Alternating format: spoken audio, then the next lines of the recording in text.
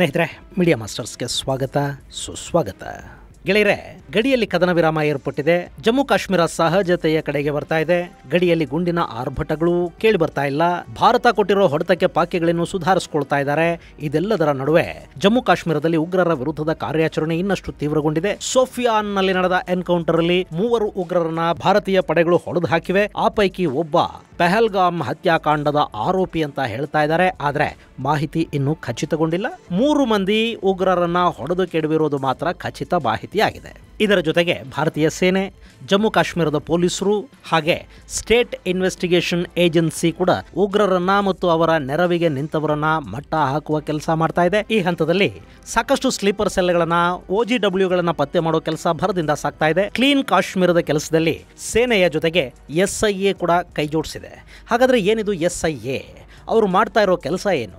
Sleeper ಸೆಲ್ಗಳು ಭಾರತದ ವಿರುದ್ಧ ಹೇಗೆ ಕೆಲಸ ಮಾಡ್ತಾ ಇವೆ ಅನ್ನೋ ಬಗ್ಗೆ ಒಂದಷ್ಟು ಮಾಹಿತಿಯನ್ನ ನಾವಿಲ್ಲಿ ನೋಡೋಣ.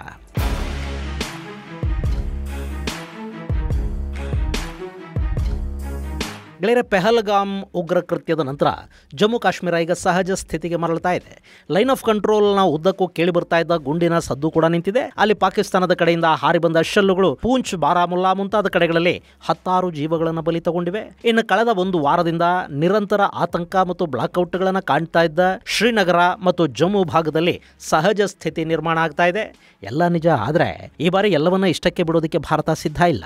ಆರ್ಟಿಕಲ್ 370 ರದ್ದಾದ ನಂತರ ಕಾಶ್ಮೀರದಲ್ಲಿ ಶಾಂತಿ ನೆಲೆಸಬೇಕು, ಅಲ್ಲಿಗೂ ಹೂಡಿಕೆಗಳು ಬರಬೇಕು, ಪ್ರವಾಸೋದ್ಯಮ ಅಲ್ಲಿ ನಳನಳಿಸಬೇಕು ಅಂತ ಭಾರತದ ಸರ್ಕಾರ ಬಯಸಿತ್ತು. ಆದರೆ ಆ ಆಸೆಗೊಂದು ಕಲ್ಲು ಬಿದ್ದಿದೆ. ಇದನ್ನೇ ನಮ್ಮ DGMOಗಳ ಪ್ರೆಸ್ ಬ್ರೀಫಿಂಗ್ ಅಲ್ಲಿ ಸೇನಾಧಿಕಾರಿಗಳು ಕೂಡ ಹೇಳಿದ್ದಾರೆ. ಕಾಶ್ಮೀರದಲ್ಲಿ ಹಿಂದಿನಿಂದಲೂ ಪಾಕಿಸ್ತಾನ ಆತಂಕವಾದವನ್ನ ಮಾಡ್ತಾ ಬರ್ತಾ ಇದೆ. ಆದರೆ ಪಹಲ್ಗಾಮ್ ಕಾಂಡದಿಂದಾಗಿ ಅವರ ಪಾಪದ ಕೊಡ ತುಂಬಿದಂತಾಗಿದೆ ಅಂತ ಅಧಿಕಾರಿಗಳು ತಿಳಿಸಿದ್ದಾರೆ. ಪಾಪದ ಕೊಡ ತುಂಬಿದ ಮೇಲೆ ಶಿಕ್ಷೆ ಆಗಲೇಬೇಕಲ್ಲ. ಪಾಕಿಸ್ತಾನದಲ್ಲಿನ ಭಯೋತ್ಪಾದಕರ ಶಿಬಿರಗಳು, ಕೇಂದ್ರ ಕಚೇರಿಗಳ ಮೇಲೆ ಭಾರತೀಯ ಸೇನೆ ದಾಳಿ ಮಾಡ್ತು. ಅಲ್ಲೊಂದಷ್ಟು ಜನರನ್ನ ಮಟ್ಟ ಹಾಕಲಾಯಿತು. ಹಾಗೆ ಈಗ ಒಳಗಿರುವವರನ್ನ ಕೂಡ ಹುಡುಕಿ ಕ್ಲೀನ್ ಮಾಡಬೇಕಲ್ಲ. ಗೆಳೆಯರೆ, ಹೊರಗಿನ ಶತ್ರುಗಳಿಗಿಂತಲೂ ಒಳಗಿನ ಹುಳಗಳು ತುಂಬಾ ಡೇಂಜರಸ್ ಅನ್ನಿಸ್ಕೊಳ್ಳುತ್ತವೆ. ಇವು ಗೆದ್ದಲಿದ್ದ ಹಾಗೆ ಒಳಗೆ ತಿಂದು ಹಾಕತ್ವೆ. ಈಗ ಆ ಒಳಗಿನ ಶತ್ರುಗಳನ್ನ ಹುಡುಕೋ ಕೆಲಸ ಕಾಶ್ಮೀರದಲ್ಲಿ ತೀವ್ರಗತಿಯಲ್ಲಿ ಶುರುವಾಗಿದೆ. ಪಹಲ್ಗಾಮ್ ಕಾಂಡದ ಬಗ್ಗೆ ನ್ಯಾಷನಲ್ ಇನ್ವೆಸ್ಟಿಗೇಷನ್ ಏಜೆನ್ಸಿ ತನಿಖೆಯನ್ನ ಮಾಡ್ತಾ ಇದೆ. ಅದು ನಿಮಗೆ ಗೊತ್ತಿರೋ ವಿಷಯನೇ. ಅವರು ಈ ಘಟನೆಯ ಹಿಂದೆ ಪಾಕಿಸ್ತಾನದ ಕೈವಾಡ ಇರೋದು, ಪಾಕಿ ಸೇನೆಯ ಮಾಜಿ ಕಮಾಂಡರ್ ಒಬ್ಬ ದಾಳಿಯಲ್ಲಿ ಭಾಗಿಯಾಗಿದ್ದ ಅನ್ನೋದಕ್ಕೆ ಸಾಕಷ್ಟು ಸಾಕ್ಷ್ಯಗಳನ್ನು ಕೂಡ ಕೊಟ್ಟಿದ್ದಾರೆ.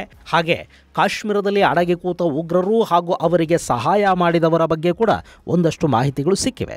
ಈ ಮಾಹಿತಿಯನ್ನು ಇಟ್ಟುಕೊಂಡು ಭಾರತೀಯ ಸೇನೆ ಆ ಹೈಡೌಟ್ಗಳನ್ನು ಹುಡುಕ್ತಾ ಹೋಗ್ತಾ ಇದೆ. ಇಲ್ಲಿವರೆಗೆ ಜಮ್ಮು ಕಾಶ್ಮೀರದಲ್ಲಿ ಸುಮಾರು 3,000 ಮಂದಿಯನ್ನ ಪೊಲೀಸರು ವಿಚಾರಣೆಗೆ ಒಳಪಡಿಸಿದ್ದಾರೆ. ಹೀಗೆ ವಿಚಾರಣೆ ಮಾಡ್ತಾ ಇರುವಾಗಲೇ ಓವರ್ ದ ಗ್ರೌಂಡ್ ವರ್ಕರ್ ಒಬ್ಬ ನದಿಗೆ ಹಾರಿ ಪ್ರಾಣ ಕಳ್ಕೊಂಡಿದ್ದಾನೆ. ಗೆಳೆಯರೆ, ಈ ಓವರ್ ದ ಗ್ರೌಂಡ್ ವರ್ಕರ್ಸ್ ಇರ್ತಾರೆ ನೋಡಿ, ಈ ನೆಟ್ವರ್ಕ್ ಅನ್ನ ಮುರಿದು ಹಾಕಿದ್ರೆ ಕಾಶ್ಮೀರದಲ್ಲಿ ಉಗ್ರರ ಕಾಟ ಅನ್ನೋದು ಸಹಜವಾಗಿ ಕಡಿಮೆ ಆಗುತ್ತೆ. ಇಲ್ಲಿ ಸದ್ಯಕ್ಕೆ ಸ್ಥಳೀಯರ ರಿಕ್ರೂಟ್ಮೆಂಟ್ ಅನ್ನೋದು ಕಡಿಮೆ ಆಗಿದೆ. ಹೀಗಾಗಿ ಪಾಕಿಸ್ತಾನ ಮತ್ತು ಆಕ್ರಮಿತ ಕಾಶ್ಮೀರದಿಂದ ಉಗ್ರರನ್ನ ತರಬೇತಿಗೊಳಿಸಿ ಕಾಶ್ಮೀರದ ಒಳಕ್ಕೆ ನುಗ್ಗಿಸುವ ಕೆಲಸವನ್ನ ಪಾಕಿಸ್ತಾನದ ISI ಮತ್ತು ಉಗ್ರ ಸಂಘಟನೆಗಳು ಮಾಡ್ತಾ ಇವೆ.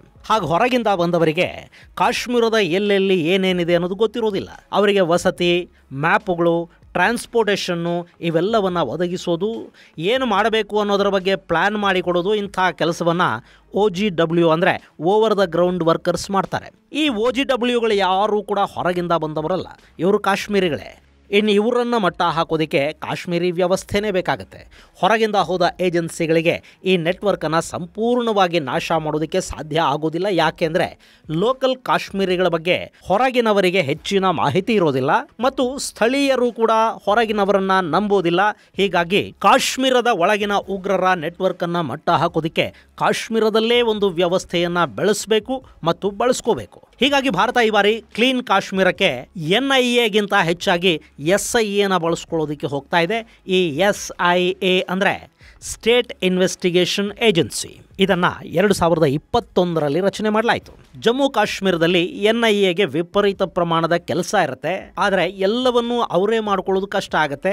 ಹೀಗಾಗಿ ಅವರಿಗೆ ನೆರವಾಗಲಿ ಅನ್ನೋ ಕಾರಣಕ್ಕೆ ಈ ಸ್ಟೇಟ್ ಇನ್ವೆಸ್ಟಿಗೇಷನ್ ಏಜೆನ್ಸಿಯನ್ನು ಅಲ್ಲಿ ಸಿದ್ಧ ಮಾಡಲಾಯಿತು. ಈಗ SIA ತನ್ನ ಕಾರ್ಯಾಚರಣೆಯನ್ನು ಶುರು ಮಾಡಿದೆ. ಜಮ್ಮು ಕಾಶ್ಮೀರದ ಸಾಕಷ್ಟು ಕಡೆಗಳಲ್ಲಿ ಅವರು ಹುಡುಕಾಟವನ್ನು ಮಾಡ್ತಾ ಇದ್ದಾರೆ. ಭಾನುವಾರ ಒಂದೇ ದಿನ 20 ಕಡೆಗಳಲ್ಲಿ ದಾಳಿ ಮಾಡಿರೋ SIA ಅಧಿಕಾರಿಗಳು 106 ಮಂದಿಯನ್ನು ವಶಕ್ಕೆ ಕೂಡ ತಗೊಂಡಿದ್ದಾರೆ. ಭಾನುವಾರ ಬಹುದೊಡ್ಡ ಆಪರೇಷನ್ನಲ್ಲಿ ನಡೆದಿದೆ. ಜಮ್ಮು ಕಾಶ್ಮೀರದ ಪುಲ್ವಾಮಾ, ಸೋಫಿಯಾನ್, ಕುಲ್ಗಾಮ್, ಅನಂತನಾಗ್ ಮುಂತಾದ ಜಿಲ್ಲೆಗಳಲ್ಲಿ ಕಾರ್ಯಾಚರಣೆಯನ್ನು ನಡೆಸಲಾಗಿದೆ. ಹಾಗೆಯೇ ಅಲ್ಲಿ ಅರೆಸ್ಟ್ ಆಗಿರುವವರ ವಿರುದ್ಧ ಅನ್ಲಾಫುಲ್ ಪ್ರಿವೆನ್ಷನ್ ಆಕ್ಟ್ UAPA ಅಡಿಯಲ್ಲಿ ಪ್ರಕರಣವನ್ನು ದಾಖಲಿಸಿ ವಿಚಾರಣೆಗೆ ಒಳಪಡಿಸಿ ಜೈಲಿಗಟ್ಟುವ ಕೆಲಸವನ್ನು ಮಾಡ್ತಾ ಇದ್ದಾರೆ. ಅಲ್ಲಿ ನೇರವಾಗಿ ಉಗ್ರರ ಜೊತೆ ಸಂಪರ್ಕ ಇಟ್ಕೊಂಡವರು, ಉಗ್ರ ಸಂಘಟನೆಗಳಿಗೆ ನೆರವು ಕೊಡ್ತಾ ಇರೋರು, ಉಗ್ರರ ಜೊತೆ ಆಗಾಗ ಸೇರಿ ಕೆಲಸ ಮಾಡುವ ಹೈಬ್ರಿಡ್ ಟೆರರಿಸ್ಟುಗಳು, ಹಾಗೆ ಸೋಷಿಯಲ್ ಮೀಡಿಯಾಗಳ ಮೂಲಕ ಭಾರತ ವಿರೋಧಿ ಅಭಿಪ್ರಾಯ ಮೂಡಿಸೋ ಜನ, ಇಂಥವರೆಲ್ಲರ ಮೇಲೆ SIA ಕಣ್ಣಿಟ್ಟಿದೆ. ಅವರೆಲ್ಲರನ್ನ ಈಗ ಹಿಡ್ಕೊಂಡು ಬಂದು ವಿಚಾರಣೆಗೆ ಒಳಪಡಿಸಲಾಗ್ತಾ ಇದೆ. ಅಗತ್ಯ ಇದ್ದವರನ್ನ ಬಂಧಿಸಿ ಜೈಲಿಗೆ ಕೂಡ ತಳ್ತಾ ಇದ್ದಾರೆ.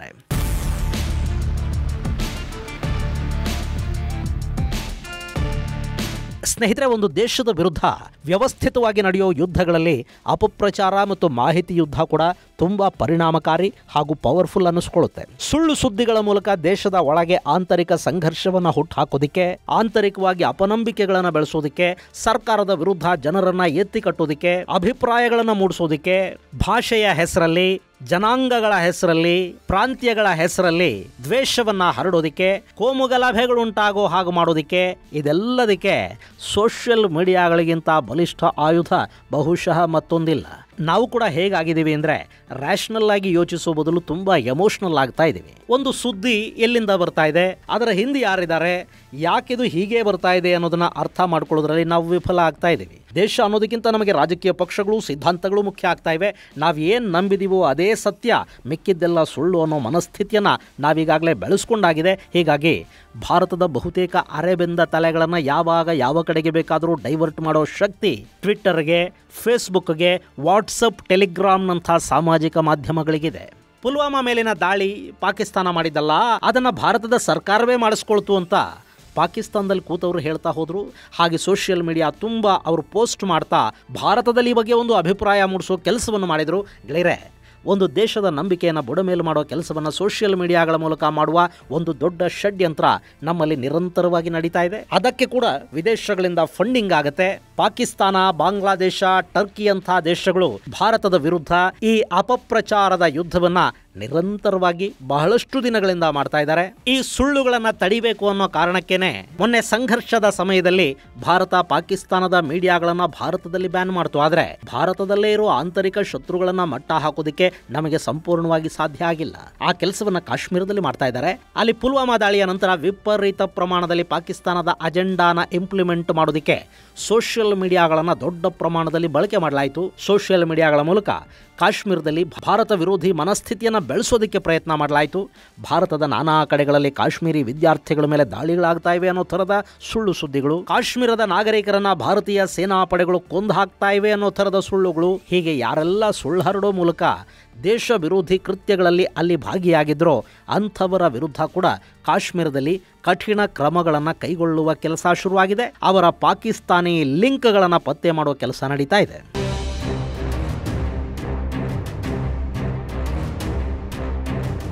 ಇನ್ನು ಭಾರತ ಪೆಹಲ್ಗಾಂವಲ್ಲಿ ದಾಳಿ ಮಾಡಿಸಿದವರ ಮನೆಗಳಿಗೆ ನುಗ್ಗಿ ಬಾಂಬ್ ಹಾಕಬಂತು ನಿಜ.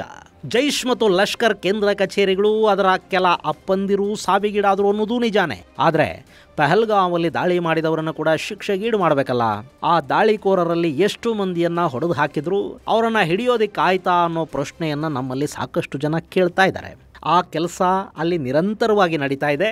ಇವತ್ತು ಬೆಳಿಗ್ಗೆ ಕೂಡ ಶೋಪಿಯಾನ್ನಲ್ಲಿ ಎನ್ಕೌಂಟರ್ ನಡೆದಿದೆ. ಅಲ್ಲಿ 3 ಉಗ್ರರನ್ನ ಭಾರತೀಯ ಪಡೆಗಳು ನ್ಯೂಟ್ರಲೈಸ್ ಮಾಡಿವೆ. ಗೆಳೆಯರೆ, ಕಾಶ್ಮೀರದ ಕಣಿವೆಯಲ್ಲಿನ ಪೀರ್ ಪಂಜಾಲ್ ರೇಂಜಿನ ಕಾಡಿದೆ ನೋಡಿ, ಅದು ಉಗ್ರರಿಗೆ ಆವಾಸ ಸ್ಥಾನದ ಥರ ಬದಲಾಗ್ತಾ ಇದೆ. ಅಲ್ಲಿ ನೈಸರ್ಗಿಕವಾಗಿ ನಿರ್ಮಾಣಗೊಂಡಿರುವ ಗುಹೆಗಳಲ್ಲಿ ಉಗ್ರರು ಅಡಗಿ ಕೂತ್ಕೋತಾರೆ. ಅವರಿಗೆ ಸಹಾಯ ಮಾಡೋದಕ್ಕೆ ಕಾಶ್ಮೀರದ ಒಳಗೆ ಓವರ್ ದ ಗ್ರೌಂಡ್ ವರ್ಕರ್ಸು, ಸಿಂಪತೈಸರ್ಸು ಇರ್ತಾರೆ. ಅವರ ಸಹಾಯವನ್ನು ಪಡ್ಕೊಂಡು ಇವರು ಅಲ್ಲಿಂದ ಆಪರೇಟ್ ಮಾಡ್ತಾ ಇದ್ದಾರೆ. ಹೀಗಾಗಿ ಕಾಶ್ಮೀರವನ್ನ ಸಂಪೂರ್ಣವಾಗಿ ಕ್ಲೀನ್ ಮಾಡಬೇಕು ಅಂದ್ರೆ ಅಲ್ಲಿನ OGWಗಳನ್ನ ಮೊದಲು ಮಟ್ಟ ಹಾಕಬೇಕಾಗಿದೆ. ಹೊರಗಿಂದ ಬಂದವರಿಗೆ ಇಲ್ಲಿ ಆಶ್ರಯ ಹಾಗೂ ಇನ್ನಿತರ ವ್ಯವಸ್ಥೆಗಳನ್ನ ಕೊಡೋರೇ ಇಲ್ಲ ಅಂದ್ರೆ ಬಂದವರಾದ್ರೂ ಏನು ಮಾಡೋದಕ್ಕೆ ಸಾಧ್ಯ ಆಗತ್ತೆ. ಈಗ ಭಾರತದ NIA ಮತ್ತು ಕಾಶ್ಮೀರದ SIA ಈ ಕೆಲಸವನ್ನ ತೀವ್ರಗತಿಯಲ್ಲಿ ಮಾಡ್ತಾ ಇವೆ. ಅಂತೂ ಕ್ಲೀನ್ ಕಾಶ್ಮೀರ ಅನ್ನೋದು ವೇಗವಾಗಿ ನಡೀತಾ ಇದೆ. ಇದು ಗೆಳೆಯರೆ ಜಮ್ಮು ಕಾಶ್ಮೀರದಲ್ಲಿ ಸ್ಟೇಟ್ ಇನ್ವೆಸ್ಟಿಗೇಷನ್ ಏಜೆನ್ಸಿ ನಡೆಸ್ತಾ ಇರೋ ಆಪರೇಷನ್ ಕುರಿತಾದ ಒಂದಷ್ಟು ಮಾಹಿತಿ. ಮುಂದಿನ ಸಂಚಿಕೆಯಲ್ಲಿ ಮತ್ತಷ್ಟು ವಿಶೇಷಗಳ ಜೊತೆ ಮತ್ತೆ ಭೇಟಿಯಾಗೋಣ. ಅಲ್ಲಿವರೆಗೆ ಜೈ ಹಿಂದ್, ಜೈ ಕರ್ನಾಟಕ.